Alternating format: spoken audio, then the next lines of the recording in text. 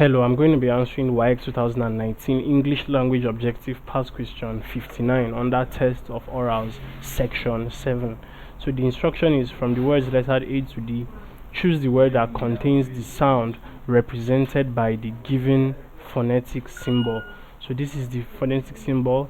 This is J, consonant sound. So option A is snigger, B is patient, C is dodged, D is astound. So it's first we will transcribe each of the options given to us to see which one contains the sound represented by the given phonetic symbol. So option A, snigger, is transcribed this way.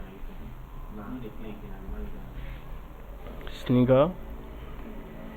Option B, patient, is transcribed this way. Patient. Option C, dodged, is transcribed this way. Dodged.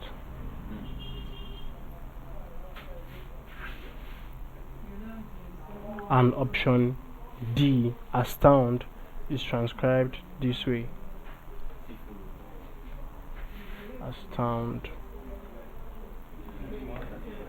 Now from the transcriptions we've done, we see that the J consonant sound is present here in the word dodged, and dodged is option C. So option C, dodged, is the correct answer.